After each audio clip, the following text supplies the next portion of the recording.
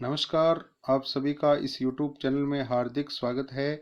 आज हम कक्षा 12 विषय भूगोल पाठ संख्या 8 प्राथमिक व्यवसाय में मछली पकड़ना जो प्राथमिक व्यवसाय है इसका अध्ययन करेंगे। आइए शुरुआत करते हैं। इससे पूर्व हम आखेट एवं संग्रहण जो प्राथमिक व्यवसाय है उसके बारे में अध्ययन कर चुके हैं। आइए शुरू करते हैं। ये व्यवसाय भी प्राचीन काल से ही होता आ रहा है, यानी काफी लंबे समय से ही ये व्यवसाय चल रहा है। इसमें मानव को प्राकृतिक अवरोधों से निरंतर संघर्ष करना पड़ता है, यानी विभिन्न प्रकार के जो प्राकृतिक अवरोध है उनका सामना करना पड़ता है मनुष्य को। मछलियां तालाबों, पोखरों, नदियों, नालों, झीलों तथा तटवर्ती सागरों से पकड़ी जाती है। इस व्यवसाय में प्राकृतिक रूप से उपलब्ध मछलियों को पकड़ते हैं, यानी इस व्यवसाय में मनुष्य अधिकतर प्राकृतिक रूप से जो उपलब्ध मछलियां हैं उनको पकड़ते हैं तथा अपना जीवन निर्वाह करते हैं। मछलियों को भोजन के अलावा तेल व चमड़ा प्राप्त करने, दुधारू पशुओं को खिलाने व खाद्य बनाने आदि विभिन्न कामों में भी लिया जाता है।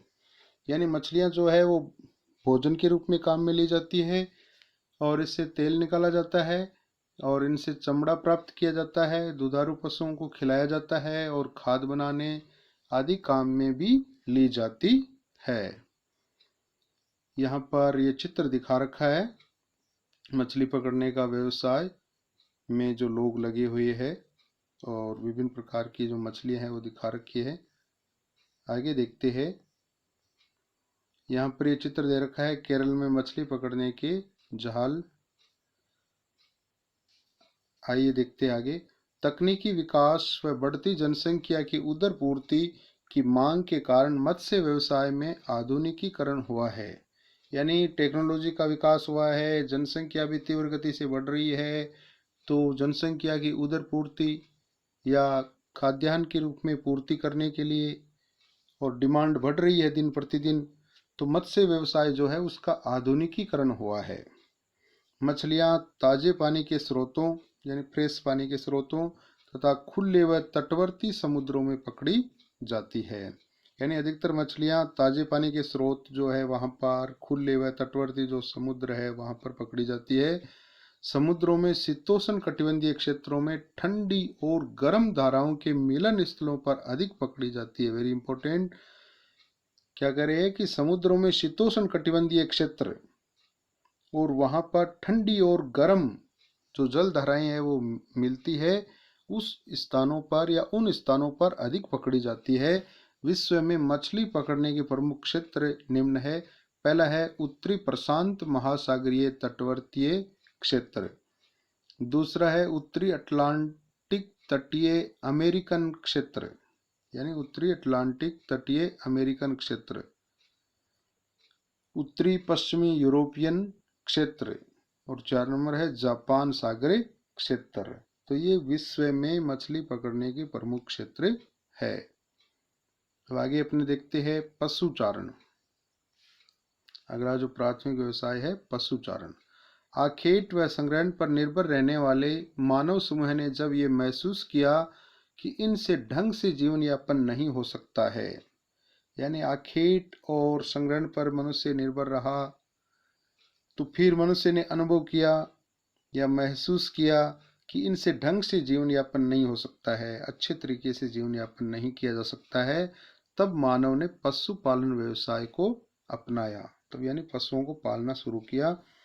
विभिन्न प्राकृतिक दशाओं में रहने वाले लोगों ने उन क्षेत्रों में पाए जाने वाले पशुओं का चयन करके पालतू बनाया। यानी विभिन्न जो प्राकृतिक दशाएं हैं वहां पर मनुष्य रह रहा है, तो उन क्षेत्रों में पाए जाने वाले जो पशु है उनका चयन किया और उनको पालतू बनाया। पशुओं से भोज्य पदार्थ, चमड़ा व ऊन प्राप्त करते हैं, यानी पशुओं से खाने के या खाद्य पदार्थ, भोज्य पदार्थ, चमड़ा व ऊन आदि प्राप्त करते हैं। ये व्यवसाय मुख्यतः उन क्षेत्रों में किया जाता है जहाँ जलवायु उष्ण व शुष्क अथवा शीतोष्ण व शुष्क होती है। यानी पशुचारण व्यवसाय ज्यादातर कहाँ पर होता है? जहाँ की जलवायु उष्ण होती है, गर्म होती है, शुष्क होती है अथवा शीतोष्ण या शुष्क होती है, वहां पर यह व्यवसाय ज्यादा किया जाता है।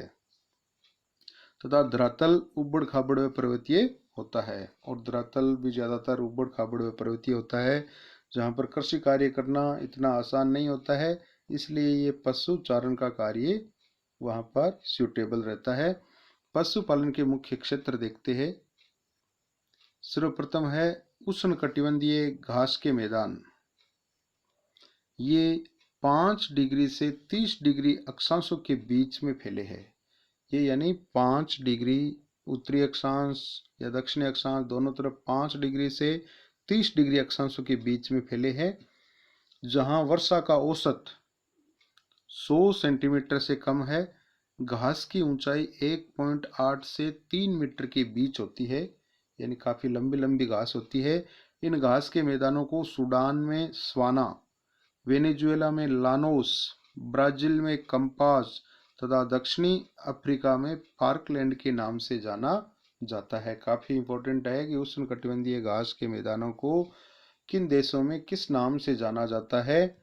तो सूडान में स्वाना के नाम से, वेनेजुएला में लानोस के नाम से, ब्राजील में कंपाज के नाम से और दक्षिणी अफ्रीका में फार्कलैंड के नाम से जाना जाता है।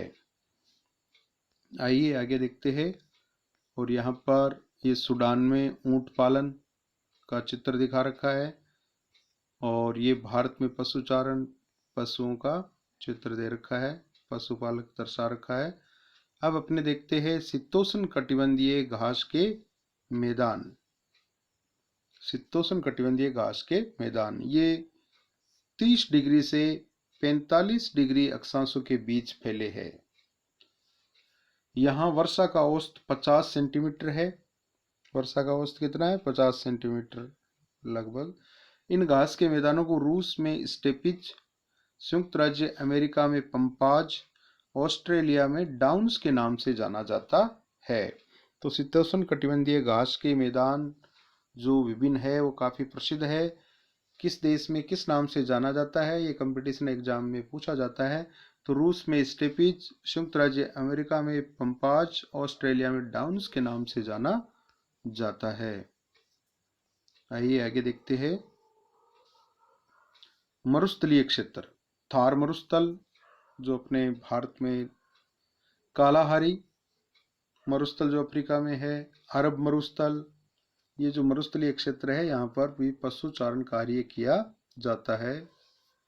फिर पर्वतीय क्षेत्र, विश्व के सभी पर्वतीय स्थल, यहाँ पर यानी पशुपालन व्यवसाय होता है, पशु चराने का कार्य होता है। ये व्यवसाय आदिम ढंग का भी हो सकता है, यानी पुराने ढंग से पशुपालन करना भी हो सकता है, और अति विकसित एवं वैज्ञानिक ढंग से व्यापारिक स्तर पर भी हो सकता है। यानी आदिम ढंग का भी हो सकता है, पुराने ढंग से परंपरागत रूप से भी पशुओं को पाला जा सकता है, और अति विकसित एवं वैज्ञानिक ढंग से व्यापारिक उद्देश्य के लिए भी पशुपालन हो सकता है। धन्यवाद।